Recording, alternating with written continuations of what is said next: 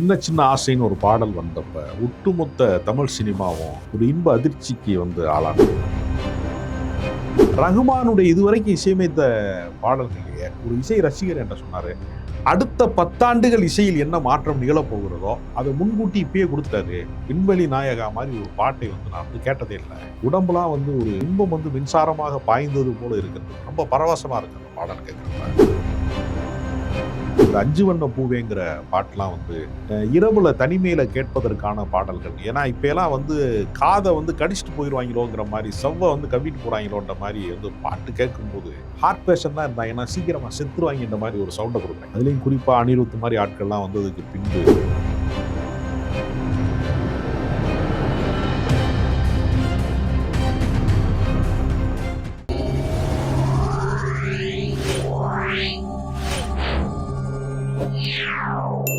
Media circle நேயர்களுக்கு வணக்கம். இன்றைக்கு நம்மோடு நேர்காணலுக்காக கவிஞர் ராஜகம்பீரன் அவர்கள் நம்மோடு இணைந்திருக்கிறார். அவரோடு பேசலாம். வணக்கம். வணக்கம். தக் லைஃப் திரைப்படம் ஜூன் 5ஆம் தேதி ரிலீஸ் ஆக இருக்குது. சமீபத்தில் அந்த படத்தோட ஆடியோ லான்ச் நடைபெற்றது. பாடல்கள்லாம் பார்த்தீங்கன்னா ரொம்ப பிரமாதமாக இருக்குது. ரொம்ப நாள் கழிச்சு ஒரு கம்ப்ளீட்டான ஒரு ஆல்பம், எல்லா சாங்குமே நல்லா இருக்குது அப்படின்னு எல்லாருமே புகழ்ந்துட்டு இருக்காங்க. நம்மளே கொஞ்ச நாளைக்கு முன்னாடி ஒரு வீடியோவில் பேசியிருந்தோம். இப்போ வர பாடல்களில் வரி எதுவுமே கேட்க மாட்டேங்குது, ஒரே இறைச்சலாக இருக்குது அப்படின்னு சொல்லிட்டு அதை பூர்த்தி பண்ற மாதிரி இந்த ஆல்பம் வந்திருக்குது இல்லையா? நீங்க கேட்டீங்களா? எப்படி இருந்தது? ரோஜா வந்தப்ப, சின்ன சின்ன ஆசைன்னு ஒரு பாடல் வந்தப்ப ஒட்டுமொத்த தமிழ் சினிமாவும் ஒரு இன்ப அதிர்ச்சிக்கு ஆளானது. அதற்கு பின்பு எவ்வளவோ சூப்பர் ஹிட்டுகளை உயிரே மாறி படங்களில் பல படங்களில் ரொம்ப வித்தியாசமான இசையை உலக தரத்திற்கு ரகுமான் கொடுத்திருந்தாலும், ரகுமானுடைய இதுவரைக்கும் இசையமைத்த பாடல்கள்லேயே ஒரு இசை ரசிகர் என்ன சொன்னாரு, அடுத்த 10 ஆண்டுகள் இசையில் என்ன மாற்றம் நிகழப்போகிறதோ அதை முன்கூட்டி இப்பயே கொடுத்துட்டாரு. விண்வெளி நாயகா மாதிரி ஒரு பாட்டை நான் கேட்டதே இல்லை. உடம்புலாம் ஒரு இன்பம் மின்சாரமாக பாய்ந்தது போல இருக்கிறது. ரொம்ப பரவசமா இருக்கு அந்த பாடல் கேட்குறப்ப. ரொம்ப ஒரு அற்புதமான தமிழ். கார்த்திக் நேத்தான்கிற பாடலாசிரியர் 96 படத்துலலாம் பாடல் இருக்கிறாரு. ரொம்ப அற்புதமான, அதுலேயும் இந்த 5 வண்ண பூவேங்கிற பாட்டெலாம் இரவுல தனிமையில கேட்பதற்கான பாடல்கள். ஏன்னா இப்ப எல்லாம் காதை கடிச்சிட்டு போயிடுவாங்களோங்கிற மாதிரி, செவ்வ கவிட்டு போறாங்களோன்ற மாதிரி பாட்டு கேட்கும்போது ஹார்ட் பேஷன்லாம் இருந்தாங்கன்னா சீக்கிரமா செத்துருவாங்கன்ற மாதிரி ஒரு சவுண்டை கொடுக்குறாங்க. அதுலேயும் குறிப்பா அனிருத் மாதிரி ஆட்கள்லாம் வந்ததுக்கு பின்பு ரொம்ப கொடூரமான ஒரு உச்சத்துக்கு போயிடுச்சு. அதாவது அபஸ்வரம் பாங்க, ஏன்டா அப்படி ரொம்ப அபஸ்வரமா இருக்கு அப்படின்னு சொல்லுவாங்க. அந்த மாதிரியான ஒரு சத்தத்துக்கு நடுவில் மெல்லிசை பாடல்கள், மெலடி கேட்கவே மாட்டாங்க. பெரிய பெரிய தமிழ் படித்தவங்க, தமிழ் கவிஞர்கள்லாம் 10 பாட்டுலாம் படிச்சுட்டு வந்தேன் பூரா குத்துப்பாட்டு எழுதி தான் பிழைக்கிறாங்கிற மாதிரி ஒரு நிலைமை வந்துடுச்சு தமிழ் சினிமாவில். அப்படிங்கிறதெல்லாம் தாண்டி ரொம்ப அற்புதமான கவிதையான ஒரு பாடல்களை நீங்கள் மணிரத்னம் படத்தில் எப்போவுமே நீங்கள் பார்த்தீங்கன்னா பாடலுக்கு மிகப்பெரிய முக்கியத்துவம் இருக்கும். இந்த படம் மட்டும்தான் அவர் ஆங்கிலத்தில் தலைப்பு வச்சிருக்கிறார். அவருடைய எல்லா படங்களும் பார்த்தீங்கன்னா கவித்துவமான தலைப்பாக இருக்கும். கன்னத்தில் முத்தமிட்டால், செக்க சிவந்த வானம், எல்லாமே நீங்கள் பார்த்தீங்கன்னா எந்த படமே, அலைபாயுதே, எல்லா படங்களுமே தூய தமிழில் தான் அவருடைய படங்கள் இருக்கும். இது ஒருவேளை ஒரு ஒரு இன்டர்நேஷ்னல் லெவலில் ஒரு பெரிய தாக்கத்தை ஏற்படுத்தணுங்கிறதுக்காகவோ அல்லது பேன் இண்டியா படம்ங்கிற பேரில் பிற மாநிலங்களில் இந்த படம், ஏன்னா பல மொழிகள் அது வெளியாகுது, அதுக்காகத்தான் இப்படி ஒரு தலைப்பு அவர் வச்சுருப்பாரு. 2K கிட்ஸ்க்காக கூட வச்சுருக்கலாம். ஆமாம், அதுக்காக கூட வச்சுருக்கலாம். பாடல்கள் ரொம்ப அபாரமான ஒரு பாடல்களாக இருக்குது. அதில் அந்த ஜிங்கிச்சா பாட்டு தான் முதல்ல வந்துச்சு. ஜிங்கிச்சா பாட்டு வந்த உடனேயே எல்லாருமே என்ன பண்ணிட்டான்னா, ஒருத்தன் ஃபேஸ்புக்கில் எழுதுனா, கல்யாண வீடுகளில் ஆன்டிகள் குத்தாட்டம் போடுவதற்கு ஒரு சாங்கை ரகுமான் செட்டப் பண்ணிட்டாரு. எழுதியிருக்காரு அந்த பாட்டு. ஆமாம், கமலஹாசன் தான் எழுதியிருக்கிறாரு. கமலஹாசன் இந்த ஜிங்கிச்சா மட்டும் நான் போடலை, அது மட்டும் நான் கிடையாது, மிச்சம் எல்லாமே நான் தான் எழுதியிருக்கேன், சுந்தரவல்லியங்கிற மாதிரிலாம் அவர் காலத்து தமிழில் அவர் எழுதியிருக்கிறாரு. அது பாடலாசிரியராக கமலஹாசன் வெற்றி பெறுவது அப்படிங்கிறது இருக்குல்ல.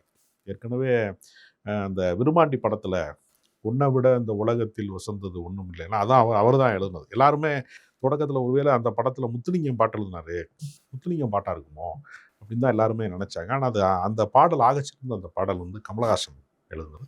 அவருக்கு எப்போவுமே கவிதை மேலே ஒரு பெரிய ஆர்வம் இருந்துக்கிட்டே இருக்கும். அதனால் புதிய பாடலாசிரியர்களை உருவாக்குறதுல, புதிதாக ஒரு கவிஞர்கள் உருவாக்குறத கமலஹாசன் கண்காணிச்சுட்டே இருப்பார். எல்லாருமே என்ன நினைப்பாங்கன்னா, நடிகர்களை தான் இப்போ நீங்கள் ராசாவின் மனசில் படம் முதல் கட்டமாக ஷூட்டிங் முடிஞ்ச உடனே ஃபஸ்ட்டு ராஜ்கிரண் அந்த படத்தை கமலஹாசன் தான் போட்டு கட்டுறாரு. போட்டு காட்டும்போது எல்லாரும் அந்த படத்தை பற்றி ஆகா ஓகோன்னு சொல்லும்போது கமலஹாசன் சொன்னாராம், தமிழ் சினிமாவுக்கு ஒரு சிறந்த நடிகன் கிடைச்சிட்டான், ராஜ்கிரனுக்குள்ள ஒரு பெர்ஃபெக்ஷனான நடிகன் இருக்கான் அப்படின்னு ஃபர்ஸ்ட் சொன்னதே வந்து அவருக்கே அவர் மேலே நம்பிக்கை வராதப்ப, நீங்கள் மிகச்சிறந்த நடிகர், நீங்கள் டிஸ்ட்ரிபியூஷன் பண்ணுறது, ப்ரொடியூசராக இருக்கிறது, இது மாதிரி வேலையெல்லாம் விட்டுருங்க, விட்டுட்டு முழுமையாக நீங்கள் நடிங்க, அதில் மட்டும் நீங்கள் கான்சன்ட்ரேஷன் பண்ணுங்கள், நீங்கள் பெரிய ஆளாக வருவீங்க அப்படின்னு அவர் சொல்லிட்டு போனாராம். அதை வந்து ராஜ்கிரனுக்கு வந்து ஆச்சரியமாக இருக்கான். அவர் சொன்னது அப்படியே படித்து விட்டது. சிங்காரவேலனுடைய படப்பிடிப்பில் வந்து வடிவேல் நடிக்கிறப்ப அந்த நடிப்பினுடைய ஆற்றலை உணர்ந்து கொண்டு டக்குன்னு தேவர் மகனில் நடிக்க வச்சு ஒரு ஒரு முக்கியமான ஒரு ஆர்டிஸ்ட் அவர் உருவாவாருங்கிறத முன்கூட்டி கணிக்கக்கூடிய ஆற்றல் வந்து கமலஹாசனுக்கு வந்து எப்பவுமே உண்டு. அது மாதிரியே நீங்கள் பார்த்தீங்கன்னா புதிய பாடலாசிரியர்கள் உருவாகிற இடம் இருக்குல்ல, அதை முதல்ல கண்டுபிடிக்கிறதே கமலஹாசன் தான். இப்போ உதாரணத்துக்கு நீங்கள் வந்து வைரமுத்து வந்து முதல் கட்டமாக பாடலாசிரியராக அறிமுகமாகிற கட்டத்திலேயே அவருடைய படத்தில் வந்து அந்த அந்திமலை பொழிகிறது, ஒவ்வொரு துடியிலும் உன்முகம் தெரிகிறது, அந்த வரியிலேயே அவர் கண்டுபிடிச்சிட்டாரு. மிகப்பெரிய கவிஞனாக வருவார் அவர். அது ஒரு 7 முறை நேஷனல் அவார்டு வாங்கியிருக்கிறார் அவர். அதே மாதிரி நீங்கள் பார்த்தீங்கன்னா பாஸ்போர்ட் ஆஃபீஸில் ஒரு ஒரு கிளரிக்கல் போஸ்டிங்கில் இருக்கக்கூடிய கபிலனை, கவிதை புத்தகங்கள் மட்டுமே எழுதியிருக்கிற கபிலனை பாடலாசிரியர் ஆக்கியதில் மிகப்பெரிய பங்கு கமலஹாசன் தான்.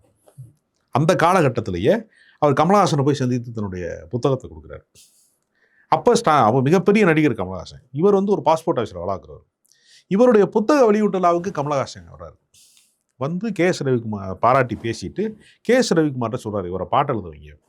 அவருக்கு மெட்டுக்கு தொடக்க காலத்தில் பாட்டு எழுத வரலை. அப்புறம் ஸ்ட்ரகிள் ஆகி பயிற்சி ஆகி வந்துட்டார். அப்புறம் அவரை பாடலாசிரியர் ஆக்குனதில் ஒரு பெரிய பங்கு வந்து கபிலனை உருவாக்கிய பங்கு வந்து அவருக்கு தான் இருக்குது. அதே மாதிரி இப்போ பார்த்தீங்கன்னா ஒரு இளம் பாடலாசிரியர்களில் ரொம்ப நேர்த்தியாக எழுதக்கூடிய ஒரு கவித்துவமாக எழுதக்கூடியவருங்கிற முறையில் கார்த்திக் நேதாவை வந்து என்கரேஜ் பண்ணியிருக்காங்க. இதெல்லாம் வந்து புதிய பாடலாசிரியர்களுக்கான வாய்ப்பை உருவாக்குவதுன்னு ஒரு இடம் இருக்குல்ல, அது ரகுமான், கமலஹாசன் போன்றவர்கள்லாம் வந்து மிகப்பெரிய ஜாம்பவான் தான் திரும்ப திரும்ப எழுதணும், வைரமுத்து தான் எழுதணும், கபிலன் தான் எழுதணும் அப்படிங்கிறதுலாம் இல்லாமல் புதியவர்களுக்கும் இளைஞர்களுக்கும் வாய்ப்பு தந்திருக்காங்க. அது பயங்கர ஹிட்டாகவும் ஆயிருக்கு. அதான் நீங்கள் பொன்னியின் செல்வனில் ஒரு புதிய பாடலாசிரியர் இளங்கோ கிருஷ்ணன் சொல்லக்கூடிய ஒரு புதிய பாடலாசிரியர் இப்போ ரைட்டர் தான் அவர். ஆமாம். அப்போ பல பேரை வந்து புதிதாக உருவாக்குகிற ஒரு இடம் இருக்குல்ல. ஒரு படத்தினுடைய ஒரு பெரிய பிரம்மாண்டமான ஒரு படத்தில் ஒரு உச்ச நட்சத்திரமாக உலகநாயகன் கமலஹாசன் மாதிரி ஒரு பெரிய ஹீரோ நடிக்கிற படத்தில் புதிய அதாவது ஒரு ஒரு வளரும் பாடலாசிரியர்களாக இருக்கிறவங்களோ புதிய பாடலாசிரியராக இருக்கிறவங்களையெல்லாம் அறிமுகப்படுத்துவது அல்லது அவங்களை பயன்படுத்துவதுன்னு ஒரு இடம் இருக்குல்ல, அது ஒரு பெரிய ஹிட்டாகவும் மாறி இருக்கு.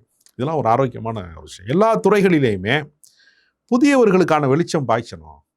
அடுத்த ட்ரெண்ட் செட்டிங்க்கு வந்து இன்னும் நீங்கள் வந்து இன்னைக்கு நம்ம வந்து நாயகன் படத்தை நினைத்து பார்த்து பேசுவதற்கான ஒரு இடம் இருக்குல்ல, அது மாதிரி இன்னும் அடுத்த 10 ஆண்டுகளுக்கான ஒரு முன்னேற்பாட்டுக்கான வேலைகளை, சினிமாவில் அடுத்த கட்டத்துக்கான ஒரு விஷயங்களை முன்கூட்டியே சிந்திப்பதுன்னு ஒரு இடம் இருக்குது. குணா படத்தை பற்றி அது வந்த காலத்தில் ஓடாமல் இருந்துச்சு, அது ரொம்ப முன்னாடி எடுத்துட்டாருனாங்க அந்த படம்.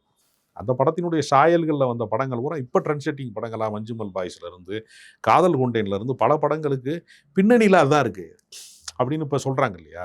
அது மாதிரி காலங்கடந்து கொண்டாடப்படுகிற படங்களையும் அவர் முன்கூட்டியே எடுத்திருக்கிறார். அன்பே சிவம் மாதிரி படங்கள், எல்லா படங்களுக்குமே மகாநதி மாதிரி படங்கள்லாம் கொண்டாடப்படுகிற படங்களாக, அடுத்த தலைமுறை ரசிகர்கள் கொண்டாடுகிற படங்களாக இருக்குது. தக் லைஃபும் அந்த ஒரு எதிர்பார்ப்பை வந்து கூட்டிக்கிட்டே இருக்கு. ட்ரெண்ட் செட்டிங் டைரக்டர்ஸ்னு ஒரு வரிசை உண்டு தமிழ் சினிமாவில்.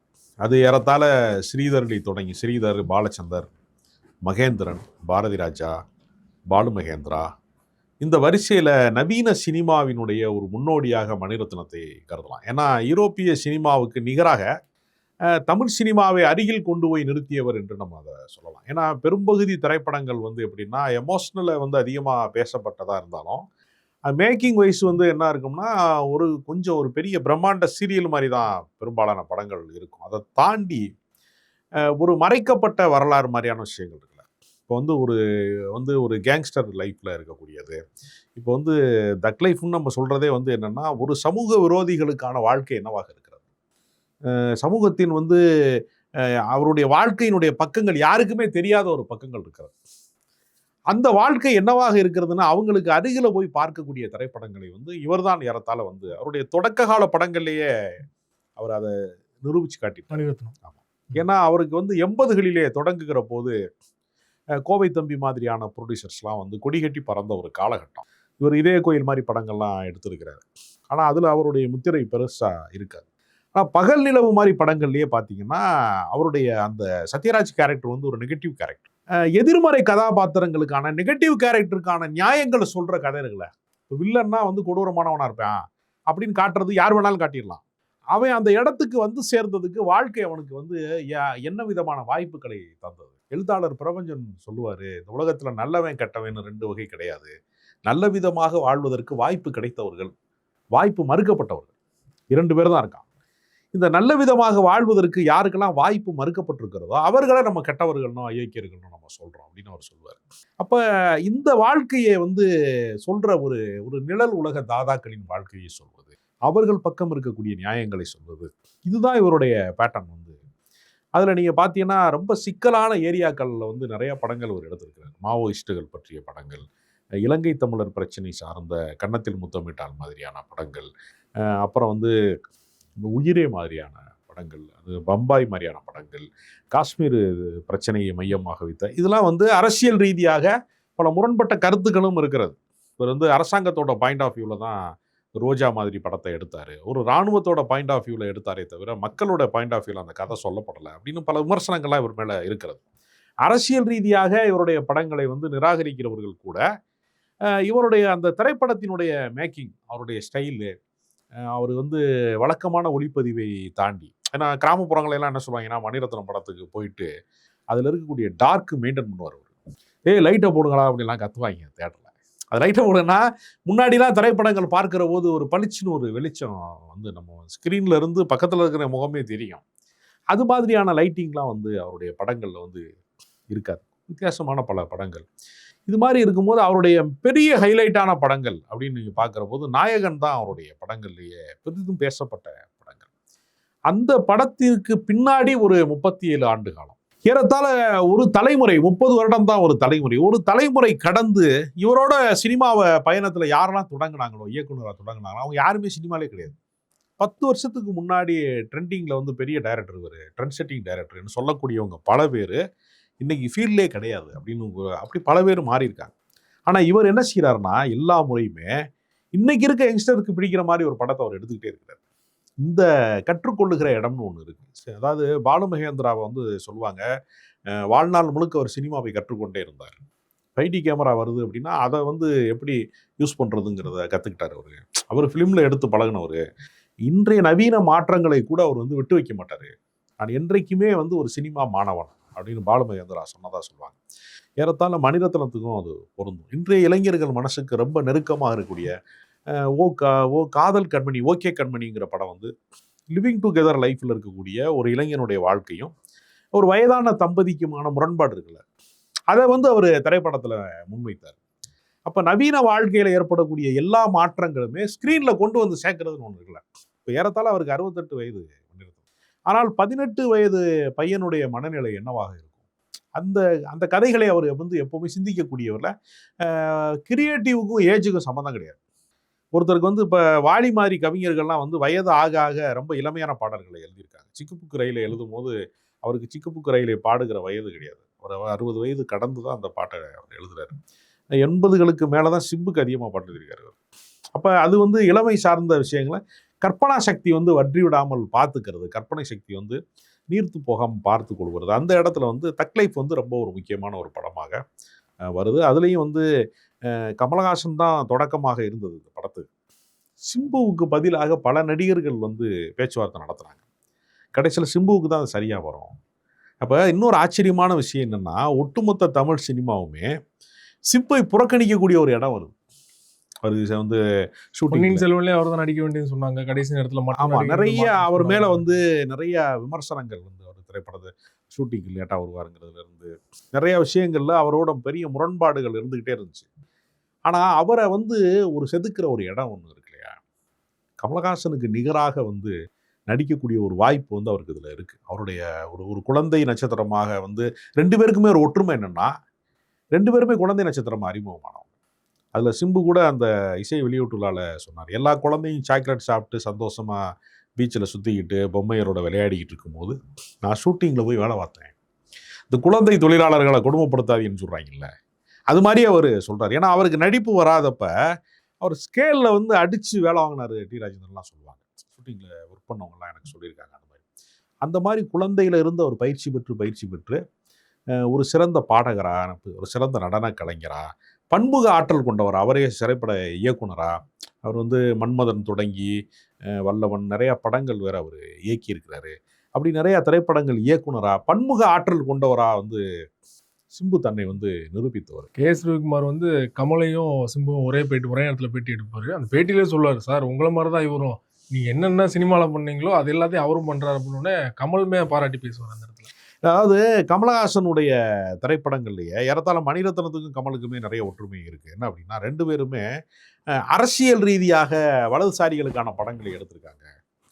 ஒரு அந்த மாதிரி விமர்சனங்கள் இருக்கிறது. இஸ்லாமிய தீவிரவாதம் பற்றிய படங்கள். அதுல எல்லாம் வந்து வலதுசாரி தன்மையோட அவங்க படம் எடுத்திருக்காங்க. ஆனா அவரோட ஃபில்ம் மேக்கிங் இருக்கு இல்லையா? இன்னைக்கு ஹேராம் மாதிரி ஒரு படத்தை இப்ப நீங்க போட்டு பார்த்தாலும் சரி, விஸ்வரூபம் வந்து கருத்தியலா எவ்வளவு முரண்பாடு கொண்டவர்கள் படம் பார்த்தாலும் சரி, அந்த படத்தோட மேக்கிங் வந்து இன்னைக்கு வந்து ஒரு ஹாலிவுட் படத்தினுடைய தரம் அதுல வந்து டீடைலிங் அவ்வளோ இருக்கும். அவ்வளவு விஷயங்கள் அதுக்குள்ள இருக்கும். ஹேரா மாதிரி ஒரு படத்தை வந்து ஒரு காலகட்டம், காந்தி வந்து துப்பாக்கியால் வந்து சுடப்பட்ட காலகட்டம் 1948களுடைய அந்த காலகட்டத்தை கண்ணு முன்னாடி நிறுத்துறது இருக்குல்ல, அதுக்கான அந்த காருகள்ல இருந்து அந்த ஆறு அந்த கலை பொருட்கள்ல இருந்து அன்றைய வாழ்க்கையை இன்னைக்கு கொண்டு வந்து நிலைநிறுத்துறதுன்னு ஒண்ணு இருக்குல்ல, அது ஒரு பெரிய சவாலான ஒரு விஷயம். ஏன்னா பரதேசி படம் எடுக்கிறதுக்காக பாலா போனப்ப கேபிள் வயர்களே இருக்கக்கூடாது, மின்சார கம்பிகளே இருக்கக்கூடாது, மின் கம்பங்களே இருக்கக்கூடாதுன்னு ஒரு கிராமங்களை அவங்க தேடி போறாங்க. அப்படி கிராமமே இல்லை தமிழ்நாட்டில். எல்லா இடங்கள்லையுமே எல்லாமே இருக்கு. அப்போ அதையெல்லாம் மறைச்சிட்டு ஒரு செட்டு போட்டு எடுக்கிறது மாதிரி ஒரு ஒரு முயற்சி பண்ணுறது, ரொம்ப பின்தங்கிய கிராமங்கள் அப்படின்னு இருக்கும்போது கூட அடிப்படை வசதிகளோடு தான் இருக்குது.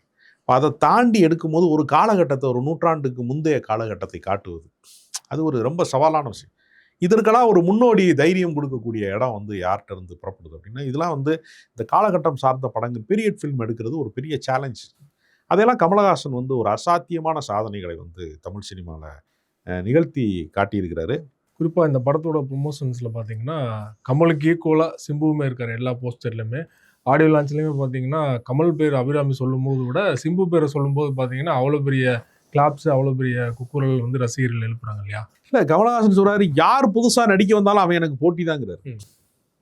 அப்போ அவர்களை வரவேற்பேன் ஒரு பக்கம், இன்னொரு பக்கம் நான் அவனோட போட்டி போட்டு நான் வந்து அவனை தாண்டி நான் நடிக்கணுங்கிறதுல ரொம்ப வெறியா இருப்பேன் அப்படின்னு அவர் சொல்றாரு இல்லையா? அவர் ஏறத்தாழ ஒரு 260 படங்கள் கடந்த பின்னாடியும் இன்னைக்கும் அவர் தன்னை வந்து ஒரு புதிய நடிகனுக்கான ஒரு ஆளாக தான் தன்னை கருதிக்கிறாரு அப்படிங்கிறது இருக்கு இல்லையா? அது வந்து ஏன்னா சிம்பு எப்படி வந்து காதலா காதலா படத்தில் வந்து கமல்ஹாசனும் பிரபுதேவா ஒரு போட்டி நடனம் ஆடுறாங்களா, அதே மாதிரி இதில் ஒரு டான்ஸே இருக்கு. அப்போ இன்னைக்கு இருக்கக்கூடிய ஒரு ஆர்டிஸ்டோட சிம்பு மாதிரி ஒரு இளைஞனோட சக நடனம் புரியக்கூடிய ஒரு இடம் இருக்கிறது. அது மாதிரி வந்து ஃபைட் சீனில் 2 பேருக்கும் ஈக்குவலான சீன் இருக்கிறது. இதெல்லாம் வந்து தன்னுடைய வயதை கடந்து அவருக்கு 70 வயதுங்கிறது உண்மைதானா அப்படின்னு சொல்லக்கூடிய அளவுக்கு வயதை கடந்து அவர் வந்து இன்னும் ஆக்டிவாக இருக்கிறாரு. அதாவது ஒரு வகையில் பார்த்தா ஒரு கமல்ஹாசனுடைய ரசிகனாக நான் இருந்து சொல்கிறேன், ஒரு வகையில் பார்த்தா அவருக்கு அரசியலில் ஒர்க் அவுட் ஆகாமல் போனது நமக்கு நல்லது தான் போல இருக்கு. இல்லைன்னா தக்லைஃப் மாதிரி படங்கள் வந்து நமக்கு கிடைக்காம போயிருக்கும் அப்படி சொல்லக்கூடிய அளவுக்கு ரசிகர்கள் மனதில் வந்து தக்லைஃப் ஒரு பெரிய இடத்தை பிடிச்சிருக்கு. சிம்பு வந்து மணிரத்ன மனசில் வந்து ஒரு பெரிய இடத்தை பிடித்திருக்கிறார். இந்த படத்துக்காக வேண்டி அவர் வந்து வேற எதுலேயுமே கமிட் ஆகாமல் அவர் வந்து இதுக்காகவே அர்ப்பணித்து அதில் நடிச்சிருக்கிறாரு. மீண்டும் வந்து ஒரு காதல் கதை இயக்குவதாகவும் அதிலும் சிம்பு தான் கதாநாயகனாக நடிக்க போகிறாரு. மணிரத்னத்தினுடைய அடுத்த அப்டேட் வந்து வரும்போது சிம்பு தான் அடுத்த படத்துக்கான ஒரு ஆள். லைக்கா ப்ரொடக்ஷன் வந்து அதை தயாரிக்க இருப்பதாக ஒரு தகவல் வந்து இருக்கு. ரொம்ப நன்றி சார். தக் லைஃப் படம் தொடர்பாக பல்வேறு விஷயங்களை என்னோட பகிர்ந்து கொண்டீங்க. மிக்க நன்றி.